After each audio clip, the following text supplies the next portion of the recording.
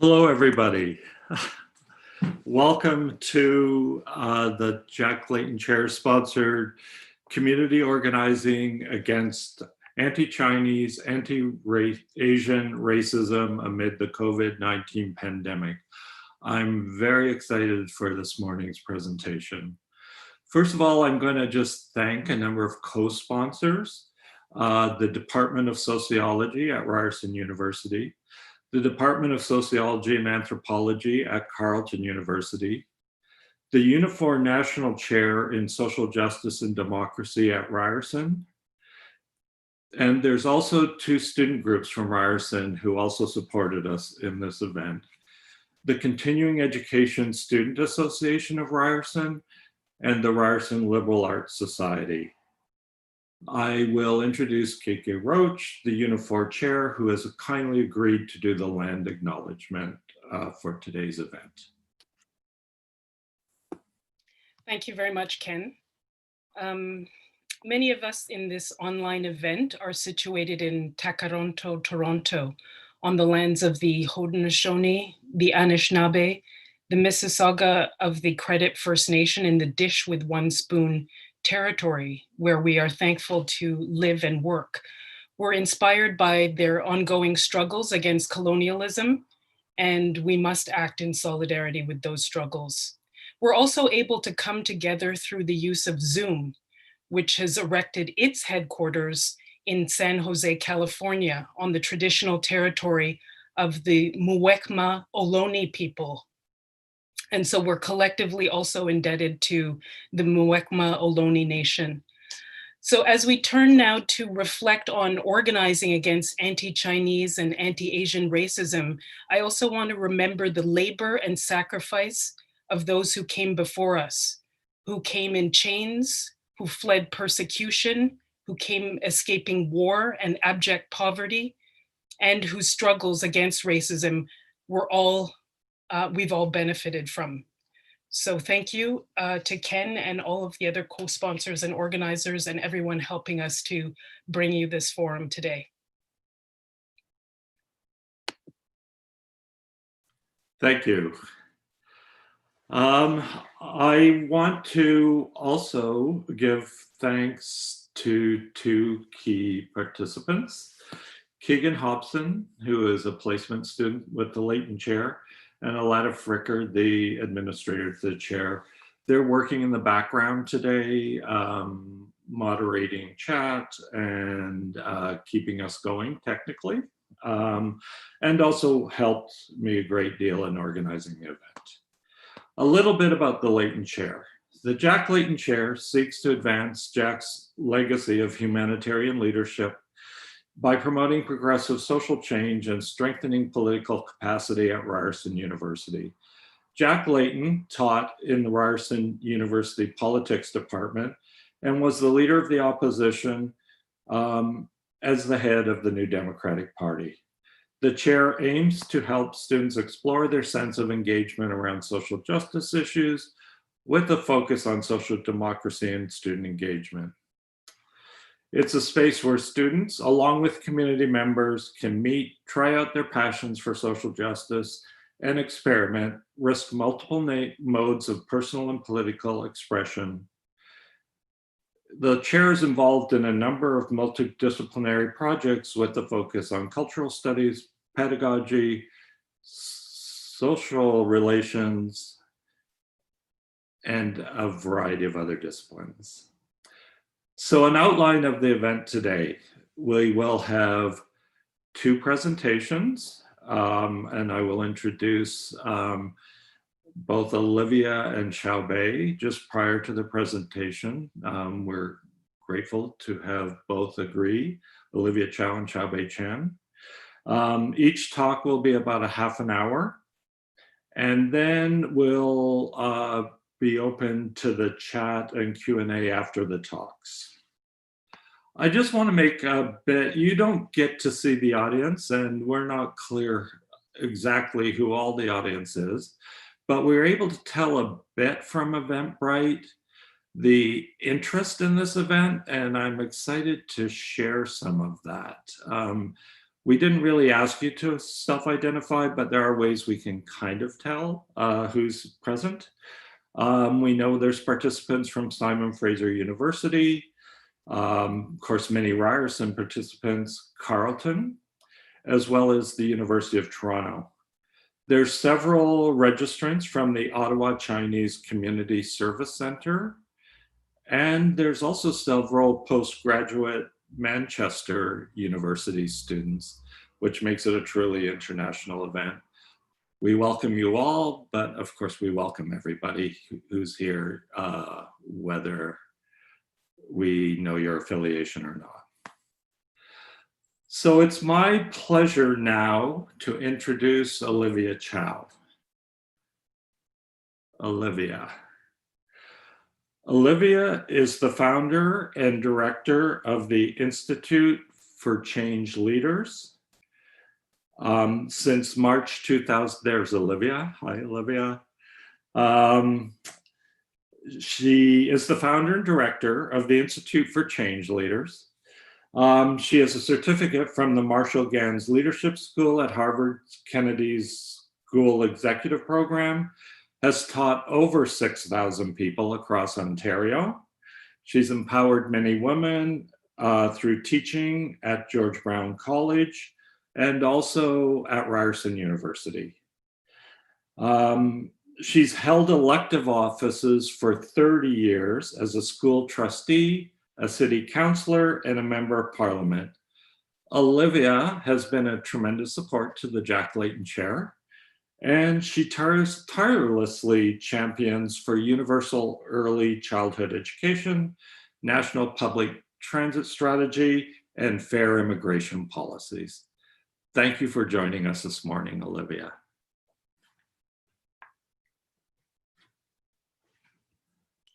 Thank you, Ken, for putting this together and bringing all of us together. It's wonderful to be able to connect with you again with the Jack Layton team. I would love to be able to see you sometime face to face, hopefully soon. I'm just going to start by sharing screen, let me just start. In about 2014, a few years ago, I made a decision to run for office, and the first thing I encountered, you know, of course, the typical running for office, and there's always rewarding experience, and also you get to see a huge number of folks all across Toronto. But at that time, perhaps because there were a lot of focus on the minority race, I received a huge number of really negative, racist and sexist comments in my Facebook, Twitter, and Instagram account. And my wonderful team tried to protect me and not let me see that. But what happened was that when I went to these all candidates meeting, here is what I saw, what I heard a lot was someone actually publicly said, "Go back to China." And it was hurtful. And I did, of course, call the person out and just ranted and try to say that, you know, I'm a Canadian and I have represented Canadians for a long, long time. And to top things off, speaking about racism, to top things off, this is what I saw next. This is the night before the election day. I believe the election was in October or something like that. So the day before, in Toronto sun, I don't know whether I had glasses at that time. That was supposed to be me wearing a Mao suit and with slanted eyes and stepping on the coattail of Jack Layton, my late husband, the former leader of the NDP. And I thought, my God, this is 2014. What the heck is going on? And of course, we do know in Canada, there's a long history of systemic racism and racism towards whether it is colonialism against the Indigenous people. They were here long before us, and to suppress a number of racial minority groups. And so what I'm going to do today is to spend a bit of time talking about the history of anti-Chinese, anti-Asian racism, and then talk a bit about how it connects to today. But given that this is COVID time and too much of despair and anger is not good for our psyche, I'm going to cast it in a way of a winning campaign, how the people at the time was able to overcome racism and got some form of justice, not completely, but a bit of it. Okay, so it's going to be a hopeful lecture, not one that's going to be a complete downer like the screen that is in front of you. So at the turn of the century, the government of Canada wanted to bring different parts of the provinces, and it is a big country, to bring all of the different provinces, territories together. And they thought the best way to do it is build a railroad. And of course, building railroad is hard, it's difficult, and they didn't want to pay a whole lot. So they thought, cheap labor. Where can we find cheap labor to build the railroad? Of course, at the time, they went to China and brought a lot of cheap labor. So here are the Chinese folks that are building the railroad, CPR, and they worked hard. The situation was difficult. A lot of people died at the time because of dynamites and overexhaustion or winter, cold and injuries, etc. So it's really blood, sweat, and tears in building this railroad. And thank God they were able to finally got it done together with many others, not just Chinese, however. So those wonderful Chinese Canadians helped bring the country together by building this railroad. And so what did they get for thanking them, other than their, some of them sacrificing their lives? Was not a whole lot. There were terrible racist comments and say yellow hordes, they're horrible people, get them out of the country. We don't want them. And before you know, these brave souls had to pay a head tax to come to Canada. Now, of course, it was the men that came to Canada, and they left their wives and their children behind. And some of them went back to visit their families. And in order to come back to Canada, they had to pay a Chinese head tax. It's only for Chinese at the time. And it went from $50 to $500. And that's a substantial amount of money. It's about, say, 10 or 20 years ago, figures is about $2 million. You can certainly buy several houses for that dollar amount. And then it was difficult. So they went through a period where there were a lot of loneliness because the men were separated from their family. They are all alone in Canada. And interesting enough, it was the Indigenous people at the time that helped some of these folks to adapt to Canada, adapt to the harsh winter, to be connected with them. And there were families that were that came together because both of the groups are really systemically discriminated. So what happened? Things got worse. By 1923 to 1947, the government of Canada said no Chinese can come into Canada because we just don't want them. And it was also that period that a lot of Japanese Canadian were interned, their homes were taken away. They were all rounded up and pushed to another place and lost their livelihood, lost their fish farms, lost their land, etc., lost their family. It was just lost their homes. It took a long time for the government of Canada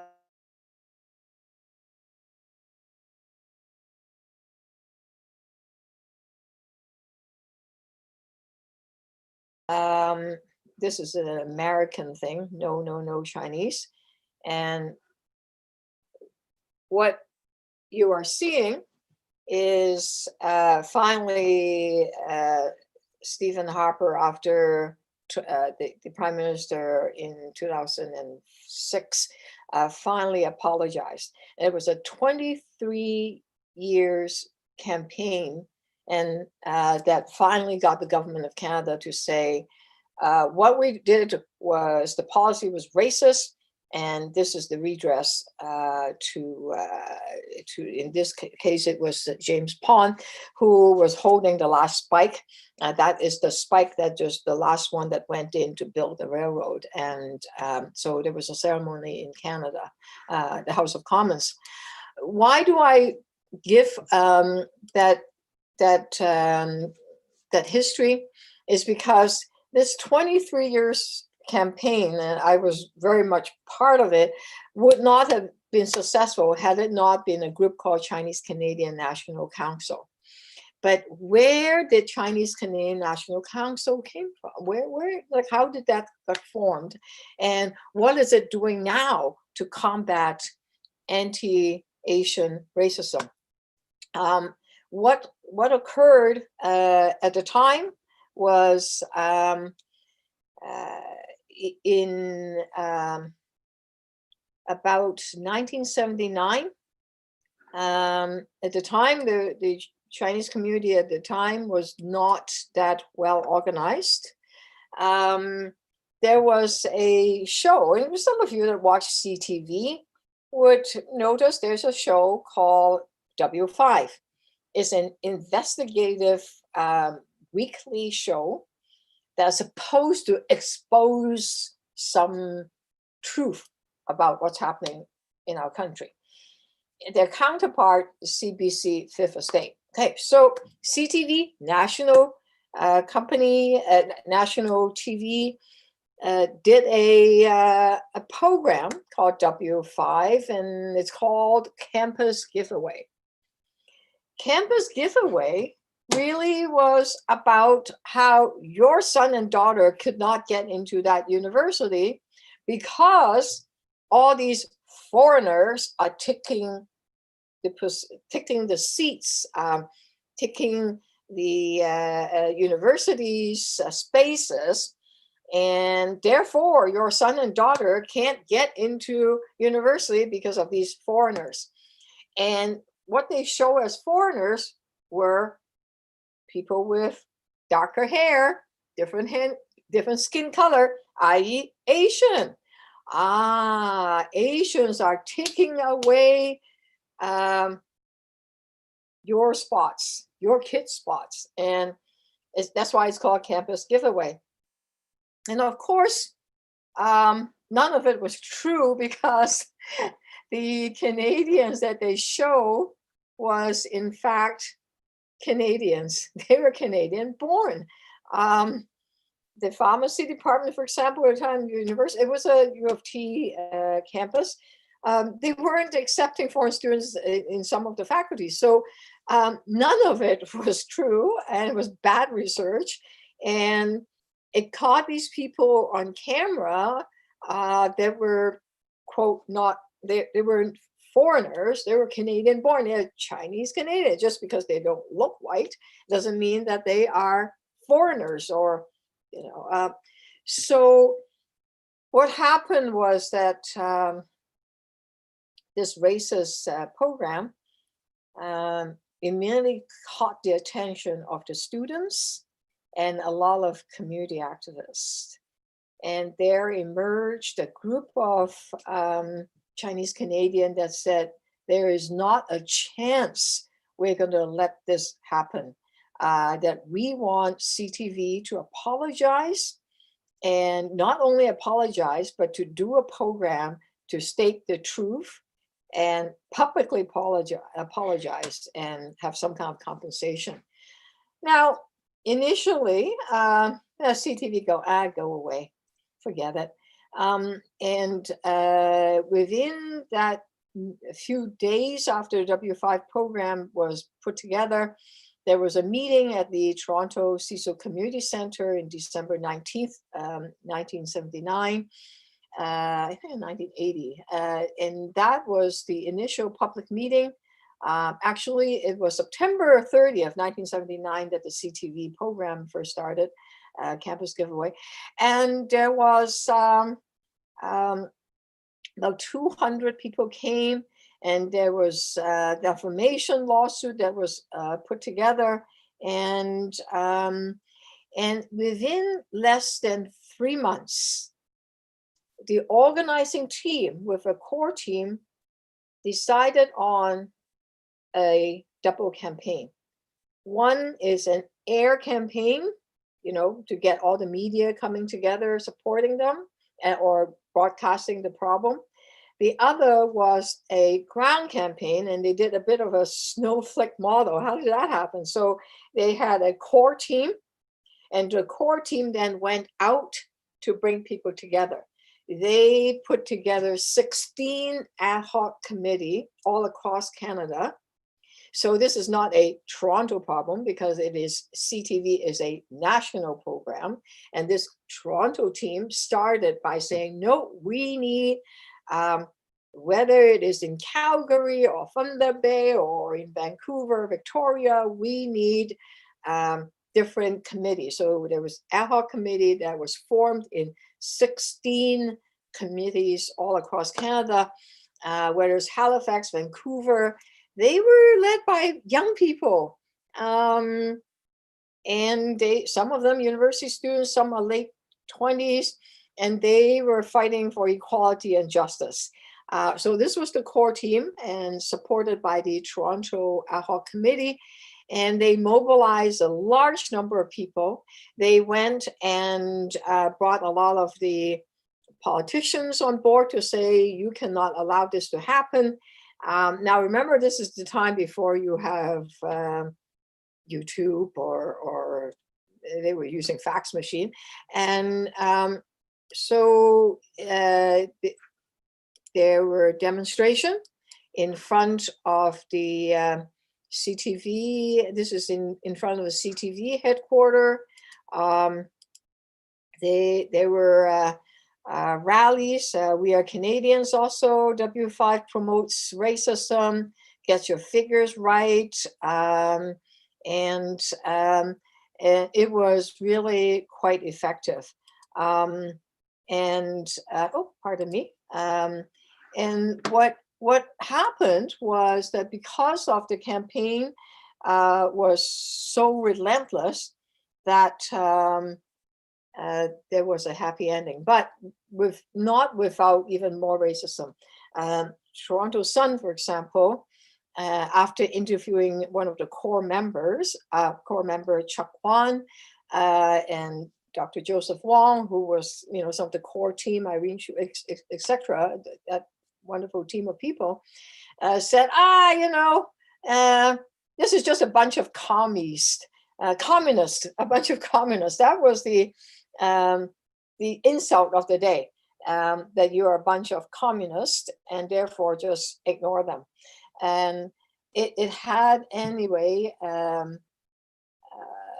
it had a happy ending. CTV publicly apologized, and it worked out. But out of it, a group called Chinese-Canadian National Council was formed on April 20th in 1980. I owned my own political involvement through the W5 movement. And I owned my political involvement to even before forming this Chinese-Canadian National Council. In 1977, I started researching the history of Chinese in Canada and realized that, my gosh, this was what's happening. And I didn't learn it in high school. How come I didn't know the history of Chinese-Canadian in Canada? I didn't know about the head tax. I didn't know about the Chinese Exclusionary Act.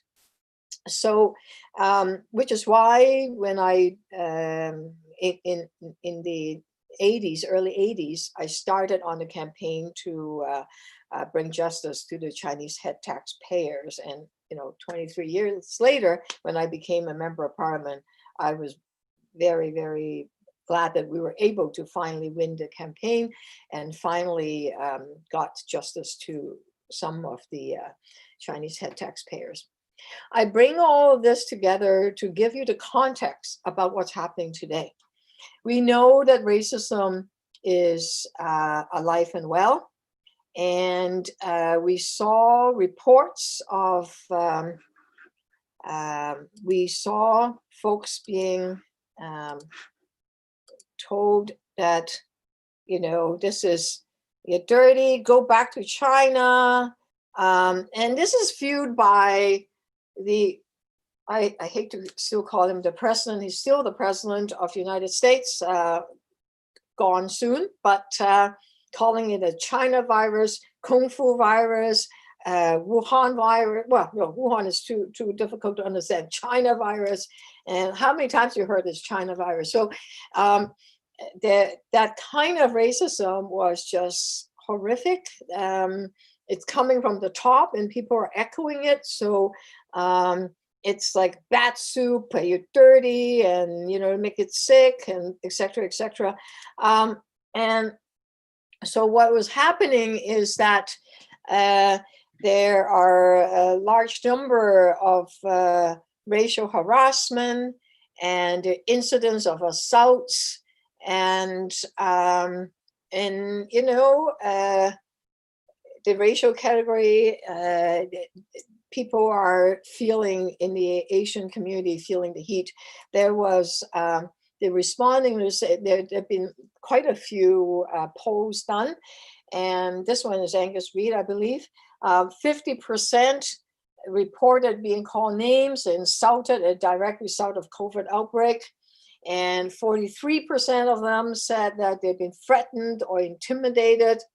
Additionally, 3 in 10, that's like 30%, report being frequently exposed to racist graffiti or messaging on social media since the pandemic began.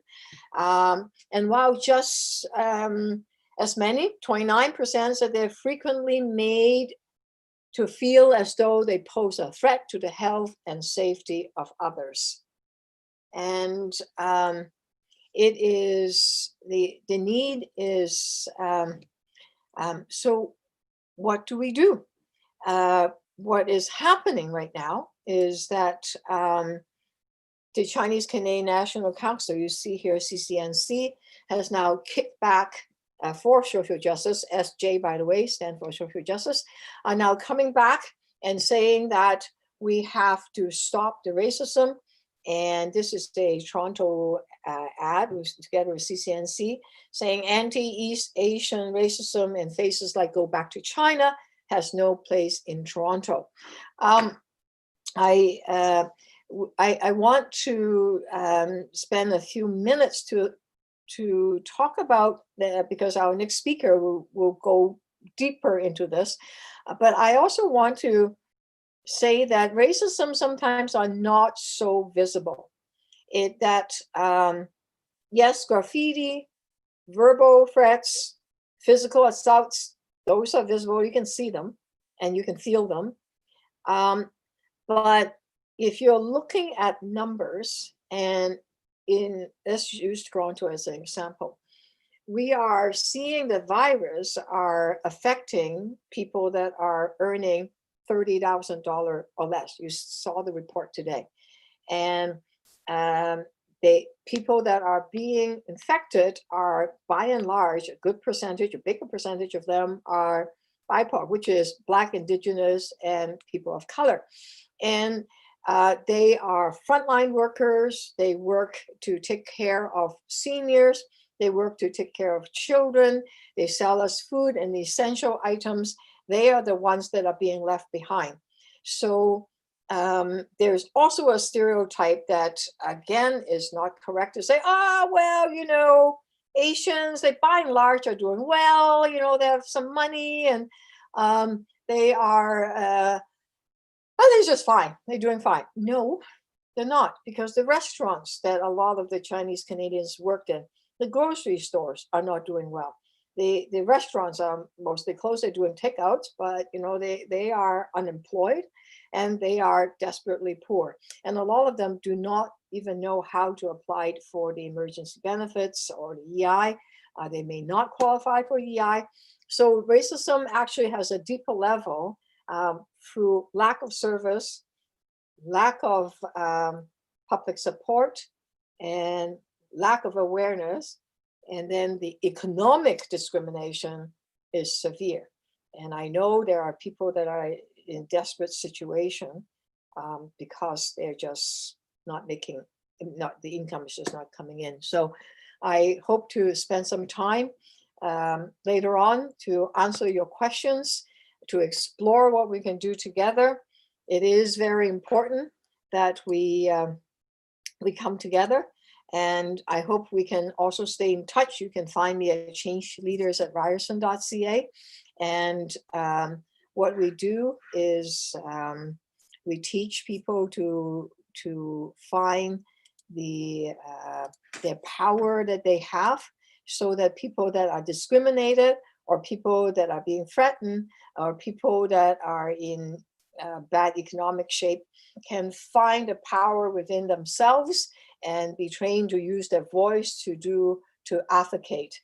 And we need a next round of support for the Chinese-Canadian National Council, so we could work together and say no to anti-Asian racism in all its forms, be it verbal, physical, graphic, or economic discrimination. So I'm looking forward to having a good discussion with all of you. Hope we can keep in touch through changeleaders@ryerson.ca. Thank you, Ken. Back to you. Thank you very much. Thanks, Olivia. And thanks for giving the longer unfortunate historical thread to anti-Chinese, anti-Asian racism, but also the very positive community organizing that you are involved in. And so interesting to hear about your political, how you developed as a political person. Thanks for sharing that.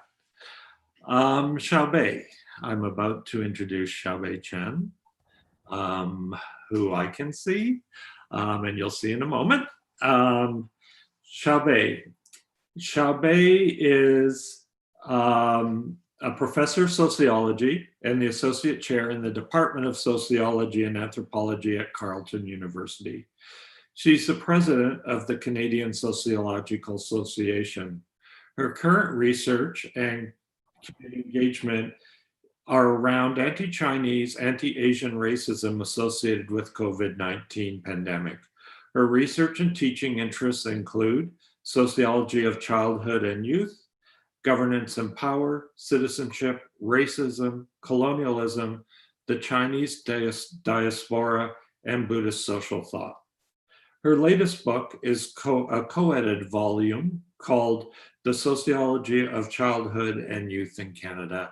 And it's a great pleasure to introduce Xiaobei. Welcome, Xiaobei. Thank you so much, Ken, for your generous introduction and for having me here. It is really a great honor to be a speaker for today's event. So I just want to give my sincere thanks to the Jack Layton Chair and all the other co-sponsors for this event. I want to say hi to everybody as well. I can't see you. I wish I could see you, but I'm so happy that you make the time to attend this event. I want to start by offering some words to locate myself, because I think these are important aspects of my positionality that matters to today's discussion. I grew up and was educated in mainland China. I worked there briefly until 1993. I then studied at the University of Hong Kong for 2 years, from 1993 to 94. Then I came to this colonized land to study social work and social policy at the University of Toronto in 95. I'm sure Ken would remember that. My current community engagement is mostly with Chinese-Canadian community service organizations, especially Ottawa Chinese Community Service Center, and as well as with the mainland Chinese diaspora. So I want to share some, I guess, observations from both my community work and also some of my research. I want to start by saying that we need to have an understanding of the big picture for the upsurge of anti-Chinese and Asian racism. Often when we think about anti-Chinese, anti-Asian racism, we think about attacks that we've read about, heard about, seen on social media, or hear politicians condemn. But we need to understand that the big picture here is that we have a situation where blaming China has become a very convenient script for some politicians, pundits, journalists, and the public. This blaming China narrative disguises mistakes, and it's very convenient to use to shift the responsibility. It also gets clicks, right? That's something that we shouldn't forget. This narrative also sell ads and sell papers, sell books. All of this happened at the expense of Chinese or Chinese-looking people who are then attacked, intimidated, and distrusted. So what we are witnessing here, this shadow pandemic of racism, is it has this blaming China narrative. It has become accepted as common sense, as a go-to narrative. So that, Olivia earlier mentioned Trump and many other pundits as well use and promote inflammatory commentaries, using terms such as the China virus, the Chinese virus, and the CCP virus. The CCP stands for the Chinese Communist Party. So the Chinese have become the scapegoat of our time, much like in history, blaming the Jews for causing the Black Death and for causing bad economic times and so on. I have 2 points to especially make here. One is that this blaming China is actually didn't just actually start with COVID-19. Indeed, anti-Chinese sentiments have been building in Canada for some time. For example, recent socio-economic problems in Vancouver have been simplistically attributed to Chinese Canadians, especially in the more recent immigrants from China. And historically, we were just reminded by Olivia that the Chinese laborers were blamed for having made the job scarce for white laborers as well. So We are living in a time of a geopolitical shift. With China's rise in economic significance, with the tension between China and the US escalating, with China's authoritarian regime and unitary governance structure and culture that's very different from ours, Chinese scapegoating has become an easy weapon for politicians and for some in the public to grab and to use to shift responsibilities from their backs to others. To most Canadians, China is an abstract idea. In everyday life, blame lands on actual bodies here. So there is, in this aspect, there is not much difference between saying China virus or Chinese being virus. Many would just equate China with anybody who looks East Asian. So this stigma is actually deeply rooted in the Canadian collective psyche, and it's going to be very hard to eliminate.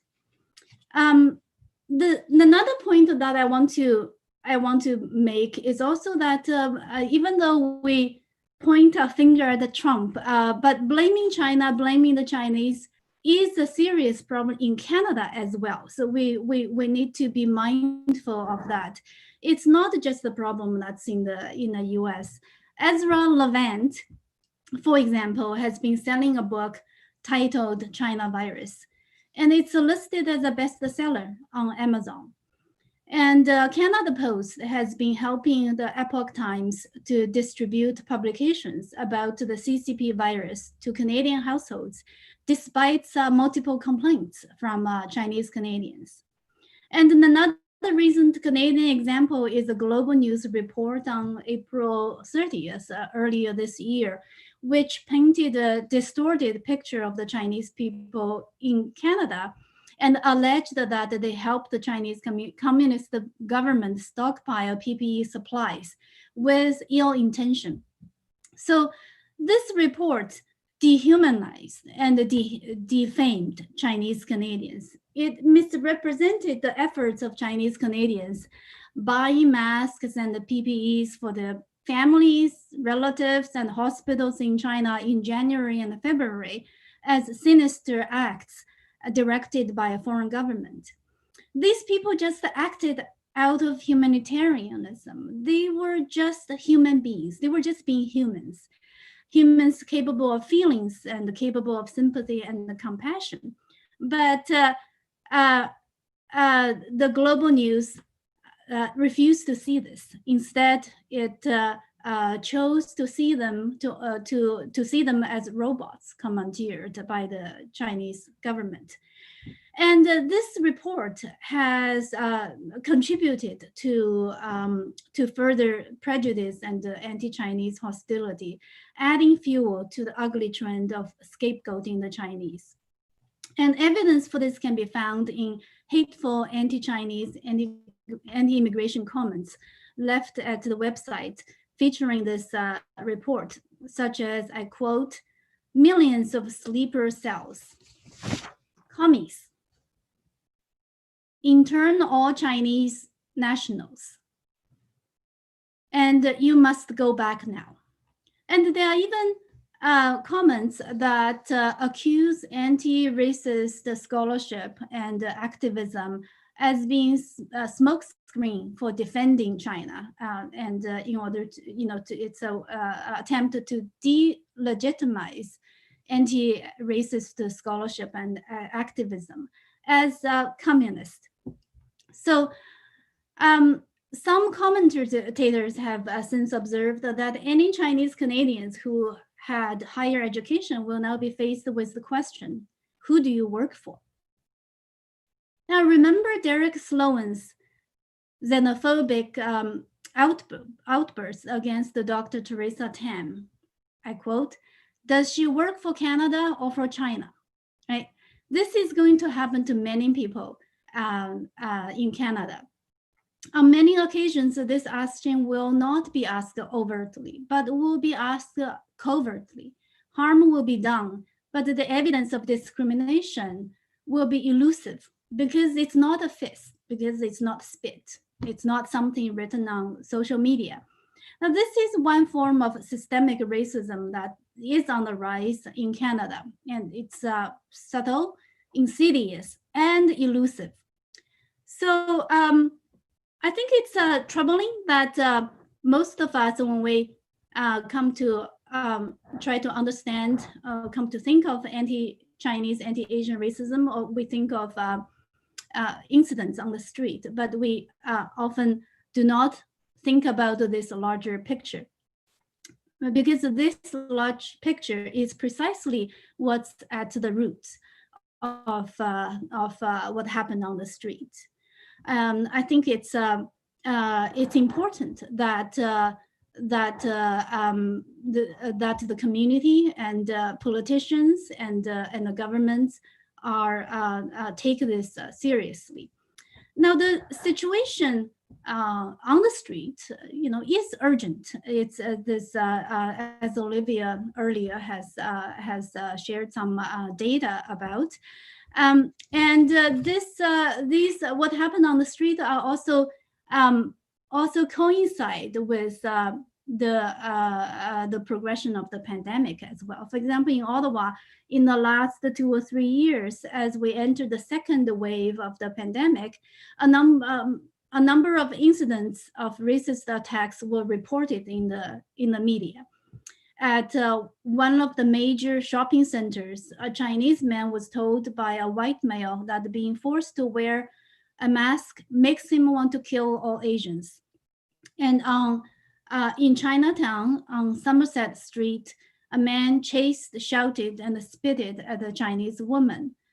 And outside the restaurant in the suburb of Barhaven, a ChineseCanadian man's car was spitted on repeatedly. And at Kowloon Market in Chinatown, 2 men refusing to wear face masks got abusive and shouted conspiracy theories. So these are happening, and many of us are increasingly uncomfortable when going about everyday life, and it is very tough to talk to our children about these attacks. And I also want to say that there are some unique vulnerabilities and unique harms when it comes to Chinese Canadians and Asian Canadians' experiences with racism. The incidents that we hear about are just really the tiny tip of the iceberg. Nobody really knows how precisely how many such incidents had happened and how bad the problem is, because most Chinese people do not talk about these experiences for a bunch of reasons that I don't have time to get into analyzing.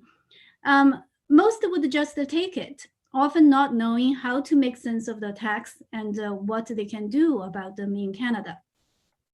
And some of our most vulnerable community members, the elderly, the relatively new immigrants, have the language barrier. They cannot make out what was shouted at them. They can only tell from the gestures, from the tone, from the facial expressions that something awful was said. They also don't know what support may be there for them. So this is one example of many factors that make them reluctant to speak about experience with this racism and to seek help. So in response to this upsurge of anti-Chinese and anti-Asian racism, there has been actually quite I would say quite some community organizing. I want to share some observations based on my work in the last few months.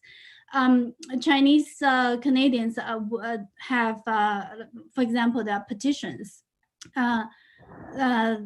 to counter the racism. There's a petition to press Global News to retract its misleading and hate-stoking report, for example. And organizations such as ChineseCanadian National Council Toronto chapter has mounted a website to track incidences And there are protests in across the country. For example, there's one in Calgary, I think in May. Given the restriction, the lockdown, it's harder to, if not possible, to organize these rallies and protests as we usually understand them. And so there are efforts to organize online rallies. One that I especially want to mention was organized by a group of Chinese-Canadian community groups in Calgary. And it's a cross-country event, and more than 10,000 people attended that one. And another form of community organizing is a lot of, there have been a lot of online discussions, many social media groups. In Chinese language, there are many groups on WeChat who are actually dedicated to understanding racism and to talk about the strategizing about possible actions. And in English language, the Facebook group, for example, the subtle Asian traits, hashtag make noise today, and so on. These are also important sites for Chinese and Asian people across the globe to come together to share their experiences with racism that they encountered, and to offer comfort and solidarity. I think in the last few months, we have also seen more workshops, community-based forums offered by community organizations to their clients who mostly are Mandarin speaking, Chinese speaking. And these are important to help people to understand the problem of racism and to know how to respond to them, and then to also become aware of the what tools that we have available, but also limitations of these tools. And then another aspect of community organizing that I think is really important is public education programs. And I want to just spend a few minutes to talk about this, because I had been very involved in developing a series of programs, radio programs actually, for Mandarin-speaking Chinese Canadians. And it's a series on understanding racial discrimination. And some examples from that series include like how to understand the racial hatred amid the COVID pandemic, and then another program on the history of anti-Chinese, anti-Asian discrimination in Canada. People probably would be surprised to hear, but it's not, we cannot assume that people understand racism in the past, in Canadians' past, and it's lineage, right? It being lineage to today's racism problems. I think it's important actually to educate people about anti-racist efforts that the Chinese Canadian activists who came before us undertook to fight against the racism. So I think these are all very important community efforts to respond to this rise of racism in the middle of the pandemic.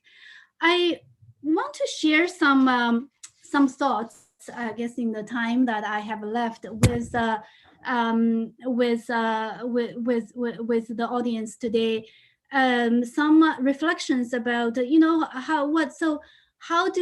what do we see as what are some of the important things that we should recognize in these efforts, and what are some of the barriers to our community organizing. I want to start with something positive. The first story, I guess, I want to tell about the community organizing against the anti-Chinese and anti-Asian racism is that it is actually quite a political breakthrough story. Because what we see is that faced with increasing violence and hate, some, although not all, Chinese Canadians are telling themselves, literally, we cannot wait anymore.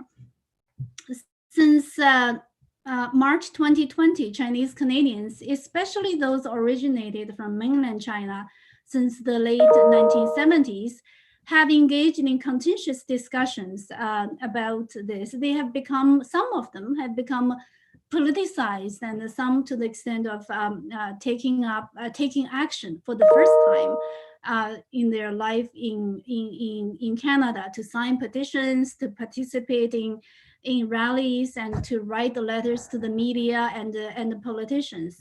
So I think it's here we see, even though it might be awkward because they are not very experienced with entering into public discourse about racism, about xenophobia, about identity, about citizenship, but some of them are doing it. So I think that's a really incredibly important to recognize and so inspiring to see.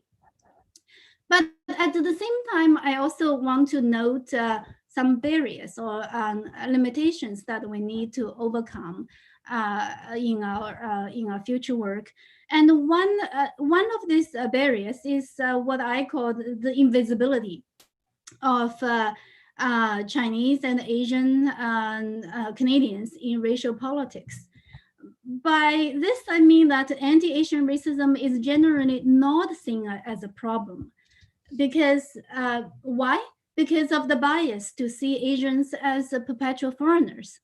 And also because they are often seen as model minority, because of the model minority myth. So these two stereotypes of Asians as perpetual foreigners and as model minority work to reinforce each other.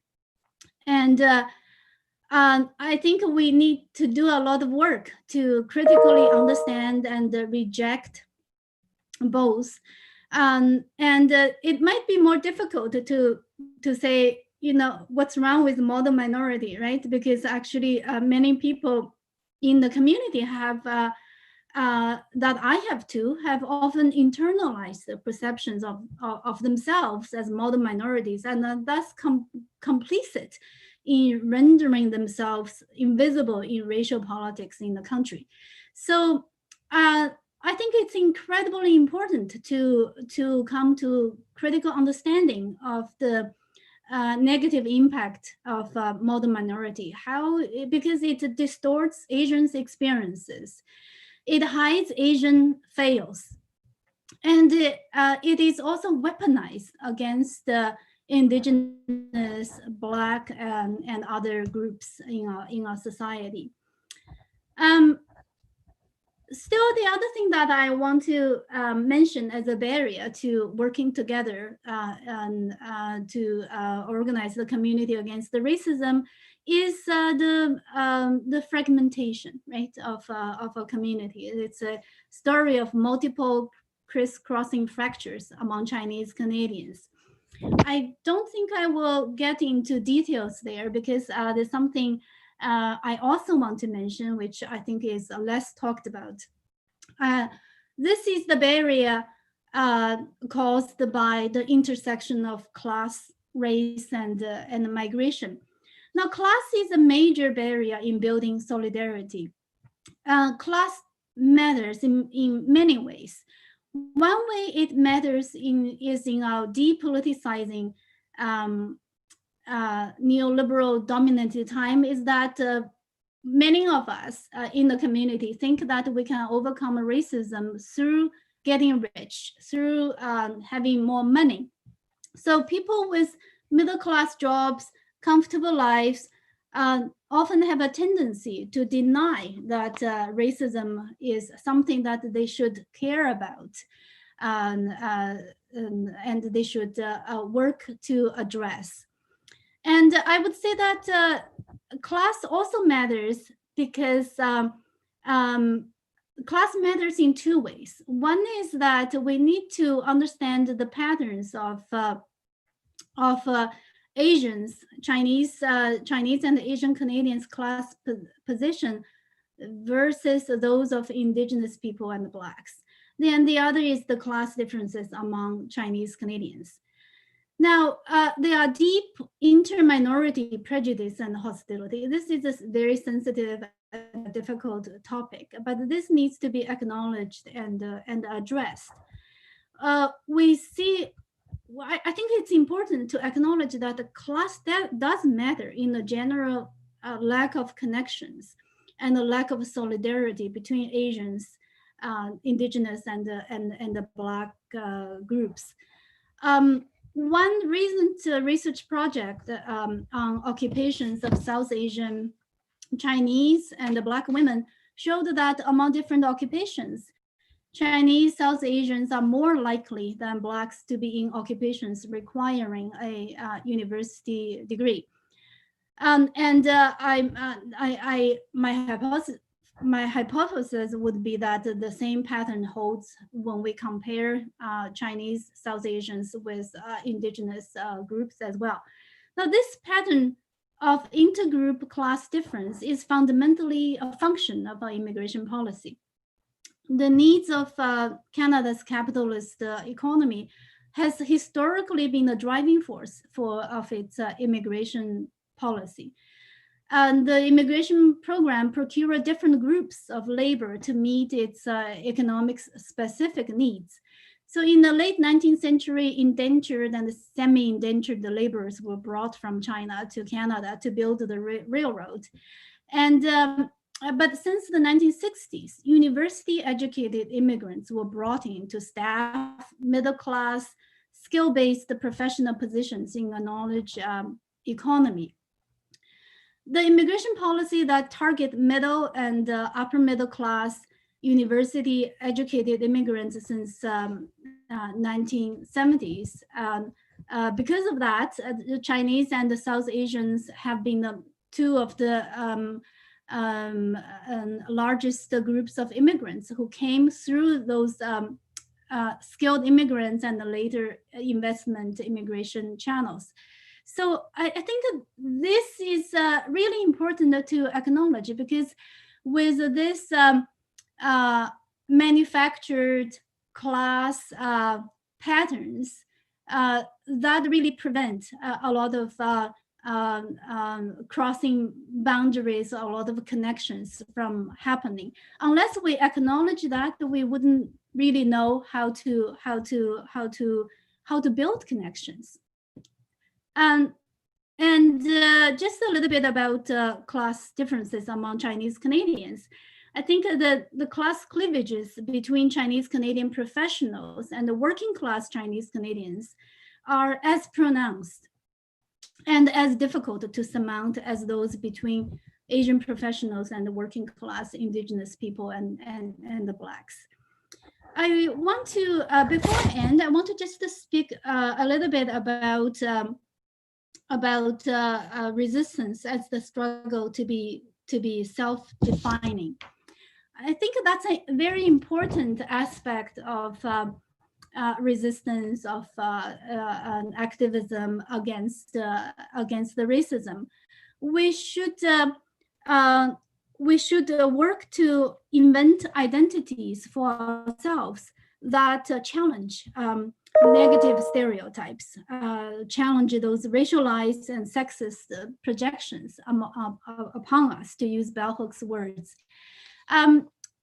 One aspect of those stereotypes that I want to speak about concerns what the stereotypes about immigrants from mainland China and their children born in Canada.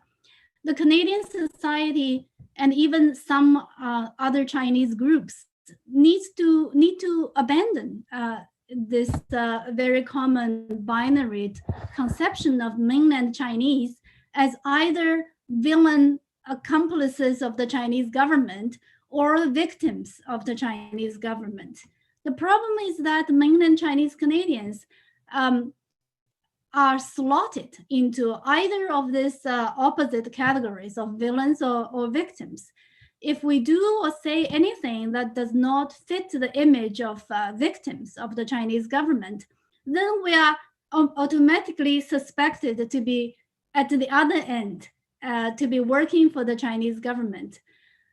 It's crucial for people to know that we should be understood on our own terms. Our range of experiences, relations, beliefs, and positions deserve to be heard, deserve to be understood and accepted. We do not want to be acceptable to Canadians only when we present ourselves as victims of the Chinese government. We have criticisms of the Chinese government, but we also have complex views as opposed to a single view. So I think it's in fighting against the racism, it means fighting against, in part, against the stereotypes, and to give people the space to define themselves, to really accept their self-definition is crucial. I think I'll stop there. Thank you.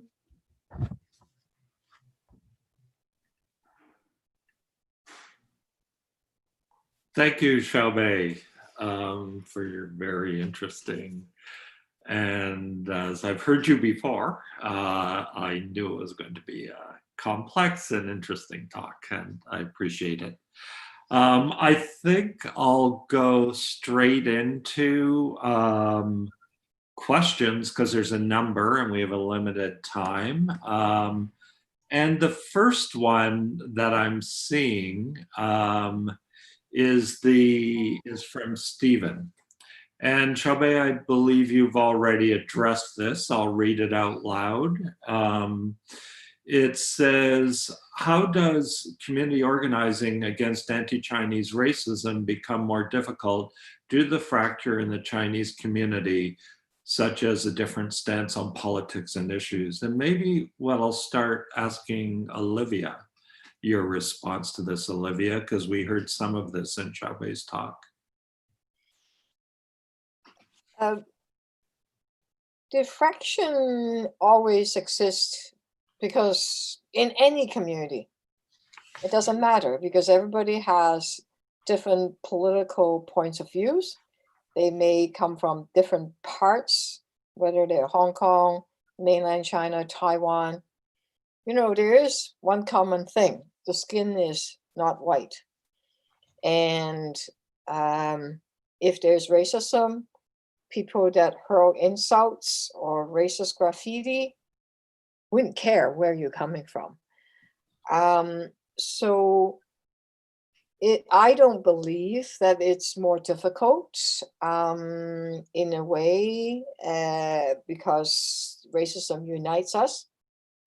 Yes, there's different political views, but the interesting thing is that people that have different political views, they are Canadians. Ultimately, they are here and they understand the need of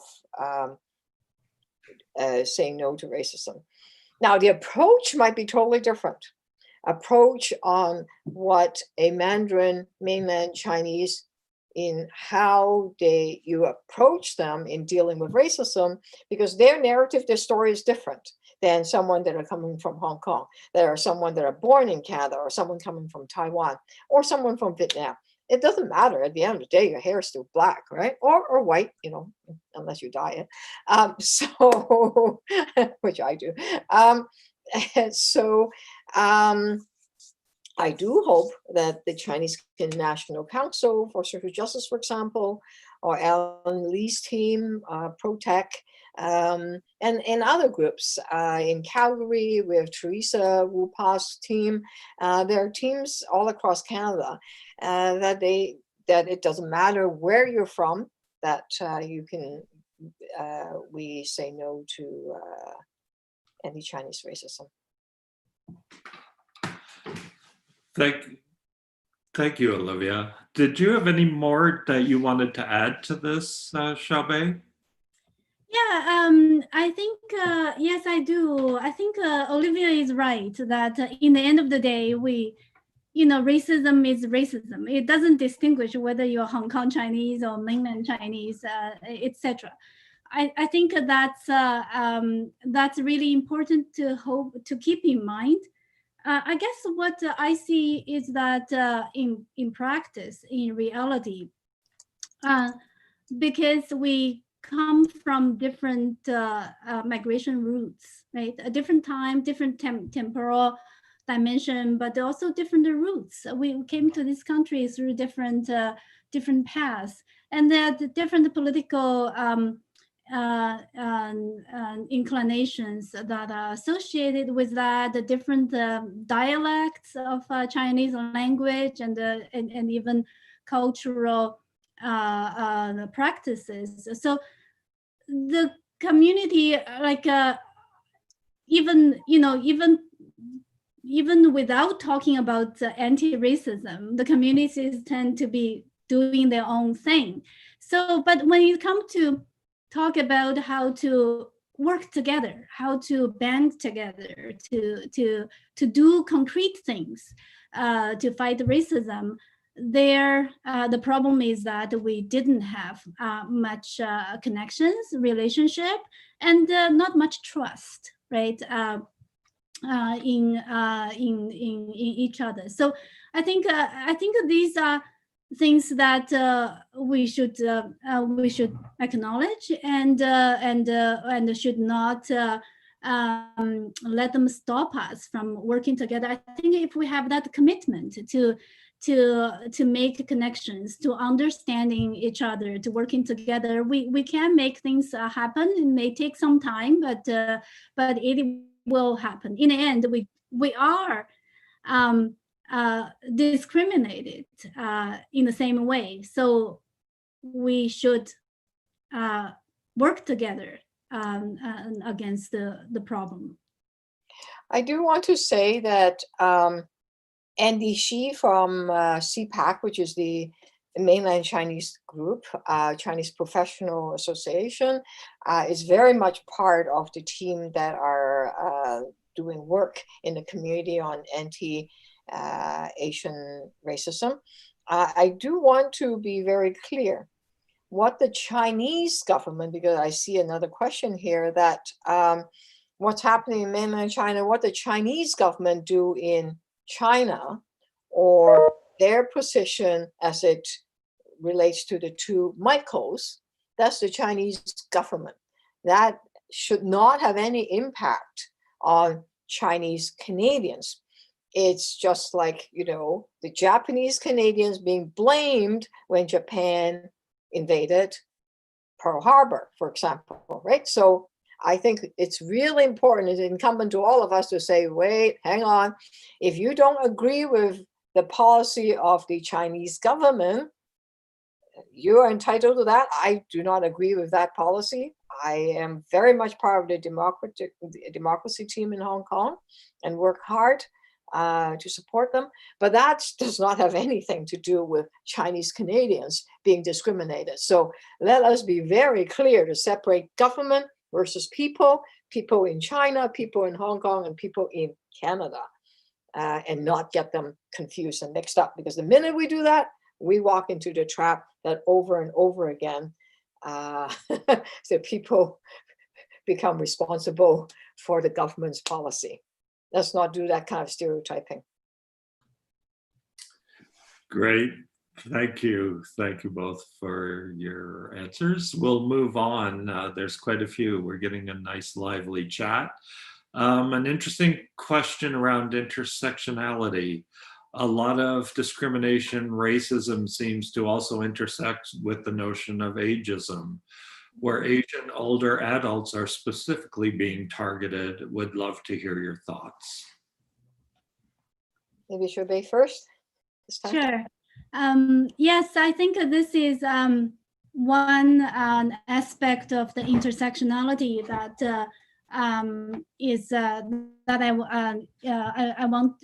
I try to allude to, which is it's a particular dimension of the vulnerability I think, faced by many Chinese Canadians. Elderly Chinese Canadians, many of them are very isolated because of lack of support for them in the Chinese language. So, as I said earlier, many of them, because of the language barrier, would not even understand what was shouted at them and what was said with them, and they also don't they also have very limited understanding about where to go to get help. So, and even if they wanted to report an incident to the police, there's very limited support for them to help them to do that as well. And mind you, I mean, remember that the police is actually plays a very limited role in racism, right? Racism has many forms, has many dimensions. The kind of hate crime that the police look into is the threshold is quite high. It's not sufficient to address a lot of racism that people experience in their everyday life. So I think with the elderly, it's especially acute that the difficulties the experience as a result of language and as a result of lack of support, social support. And that's something that when we think about how to fight racism, building community agencies' capacity to support is really key. Can, bullies pick on the most vulnerable? If you're older, you don't walk as straight, right? And if you are poorer, you may not have you often end up having to take the bus. You're up in the public more, you're not in the car. You're more exposed to racists. If you work in a grocery store, because that's what your job is, you have higher chance of confronting racists that wouldn't wear a mask walking in, right? So, and we saw that happening a few times in different grocery stores. So it's not just the community that needs it. We can do all the education, give all the information, and give all the websites and all of that. It's not going to work, period. Of the 34 years I've done education on anti-racist education, both in high schools, in elementary school, seniors, the only thing that would work is for the people themselves that are subject to it to have the confidence and the wherewithal and the people that are surrounding them to say no. Okay, now that's easier said than done for people like myself or Ken. I think it's easier for people that are that have a certain income, certain background. I learned karate when I was a kid, so yeah, just come anywhere near me, just watch out. I have that kind of, because I grew up downtown Toronto. Okay, I can handle it. So don't mess with me. But a lot of folks that are confronting that already have multiple disadvantage in some ways.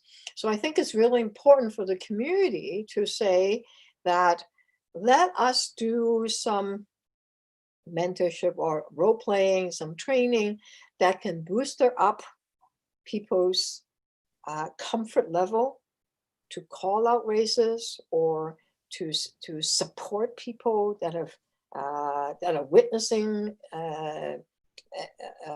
some kind of, or to call out the employer call out the customer to say, no, this is not acceptable, we're not backing down. A lot of that is individual training. And of course, information where you turn to, and where you turn to is the information available in different languages, different dialect. All of that is really important, because you know what, we can do a lot of those things, but if you're not going to be able to reach those frontline workers working in grocery stores and restaurants that are doing takeout, right? So it's getting to the people that are most subjected to the racism that is most important. I'm going to move on to the next question. Thank you both. Until recently, this is from Lionel Lee. Until recently, I worked for the largest AAPI civil rights org in the US. So I've been to many such talks, including one by, I don't have my glasses on, Kathrik Ramakrishnan. But Dr. Chen's point about anti-Asian racism predating COVID and being tied with the scapegoating of China due to current fraught nation-to-nation relationship. This point is almost always elided. Why do you think this aspect of the issue isn't widely discussed? Do you want to lead that question, Xiaobei? Yeah, thank you for this great question. I think 2 points come to my mind. One is that the discourse of blaming Chinese has just become so natural, right? It has been normalized. So when people hear it, they don't question it. They don't say, well, wait a minute, there's something, not quite here, that the socio-economic situation, the housing situation in Vancouver, maybe there's a larger picture there. Maybe it's not just because of rich Chinese immigrants coming to buy up houses. I think, maybe there's something to do with the policy. Maybe it's something to do with investors from other places as well. So I think it's that, because the racism was deep-seated. So when blaming the socioeconomic problems on the Chinese, it was just seen as, yeah, that makes sense, right? Rather than being questioned. And I think the other thing, though, that I want to say is that we also have internalized what I said earlier, the model minority myth. Actually, at the beginning of the COVID, of the pandemic, when racism already started to really happening at an alarmingly rate, what I see is that many Chinese Canadians still don't want to see that as a problem, or do not want to see that as a systemic problem. I think it's because they really accept that, come to see themselves as model minorities, that they somehow see racism as other people's problems. So that's something that's difficult to talk about, but I think is something that is absolutely essential to understand. Otherwise, it's going to be a major barrier in addressing anti-Asian racism. Ken, every time that Donald Trump, when I was watching him debating Biden, I don't know, so several times, every time he mentioned China, we had a drinking game. We had a bingo card going. And you know what? Oh my God. Thank God I stopped the drinking after a while, because I would pass out. It was like scapegoating. China, there's China. Like, oh my God, right? It's relentless. And so you wonder why. But all of this comes from scapegoating. It's a very, very natural, like some people do it a lot more than they do, like, and we like to, and human nature, scapegoat. And when you're economically insecure, which is hard to see, classism is hard to see. Race, class, gender, right? And all, like, you can, it's easier to see race and gender. It's hard to see class. So there are people, now I'm not saying that people that have a lot of money do not scapegoat, but they're already very privileged.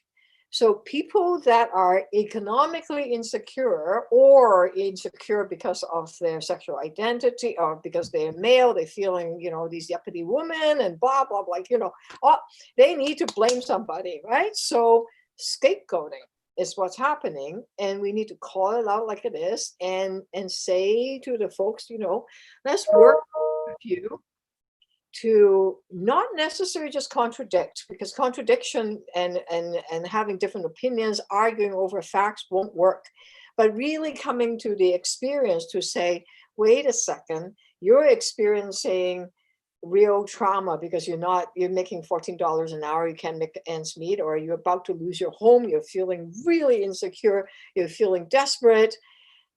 This kind of desperation, let us understand who is at fault, who has the power to make the change, which is ultimately the government, right? The people that collect our taxes. And if we could do more of that to get the people that are feeling insecure for various reasons to then have them organized in a way to connect with them, listening to their desire and their experience, and move them out of their racial biases into a place that should be directed to, wait a second, how come there's all these billionaires, and how come we live in the richest country, one of the richest country in the world, and yet the people are not having fresh water and etc. Right? So I think that's really important for us to do. And in order to do that, we need to connect and align ourselves with BIPOC people of color, Black and Indigenous. And the W5 movement that I talked about, one of the first speech that Chuck Kwan did, was the original person that the core team that put together the anti-W5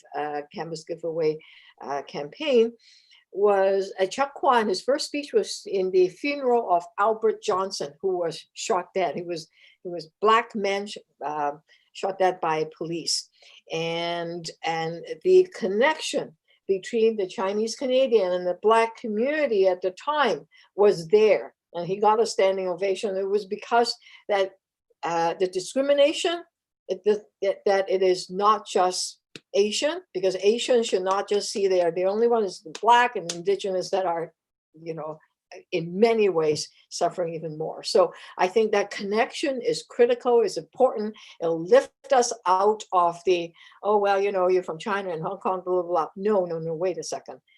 Let's call it what it is, and let's stop people from scapegoating.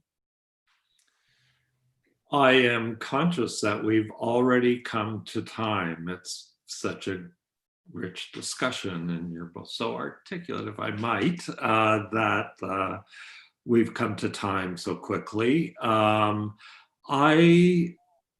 would like to, and unfortunately there's some questions, you know, stranded in chat, as happens.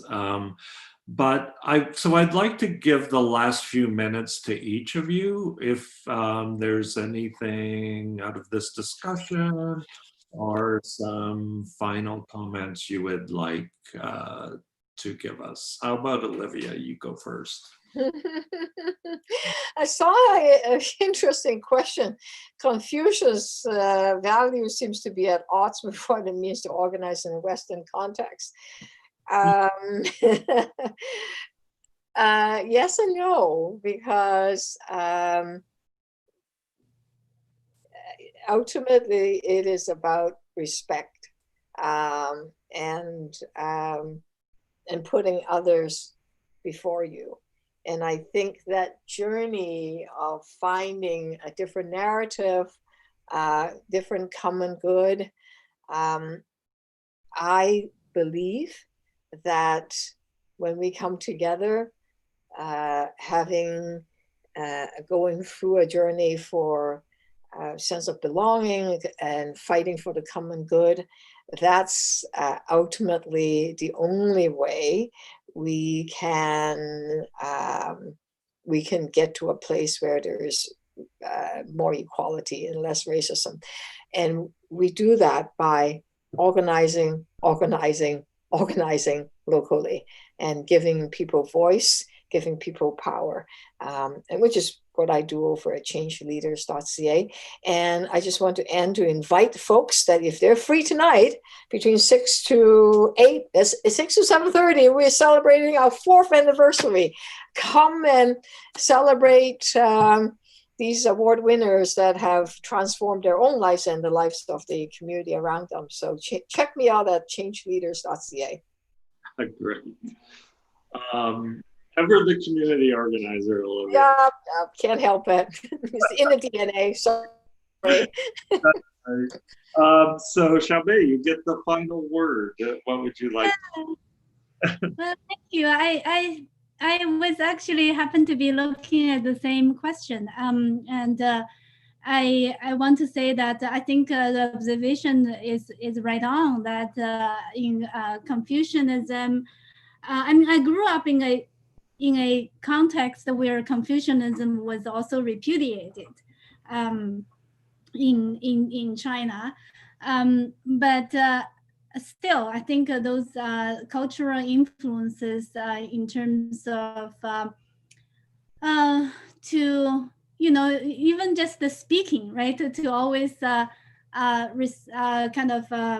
respect the hierarchy and do not speak out of order, and so on. I think yes, those things are at you know, to some extent a lot at odds with how to organize and how to act, how to advocate for yourself and you know, self as a community itself in a Western context. And it's because of that I feel there is a lot of work that we actually need to do in the community about how to participate effectively in a democratic context. And but at the same time, I'm just by personality, I'm not I'm more interested in mixing things and messy pictures and so on. So I'm sure it would be interesting to think about some notions that might be useful from Confucianism and in my more recent exploration in Buddhist thought that can help us think about racism and think about anti-racism work as well. So I think, for example, the Buddhists thought about we're all interrelated, right? So that I find that actually are very helpful for me to think about what it means to build solidarity. It's for me, it's not just about strengthening the us versus them, right? Rather, it's also about in addition to strengthening us, it's also about how to dissolve otherness, how to see the interconnections that we have with each other, how not to fall into binary thinking about the victims versus the perpetrators and so on. So I think I'll end with those thoughts. Thank you very much. Thank you very much to both of you. We've run over at this point. A very engaging session that reminds us of the urgency of dealing with anti-Chinese and anti-Asian racism. And thank you for your philosophical, community-based, and personal engagement. This will be recorded and it will be available up on the Jack Layton YouTube channel, so you can tell people who have missed it. And feel free to let us know at Layton Chair any further comments you have about this session. Thank you so much for joining.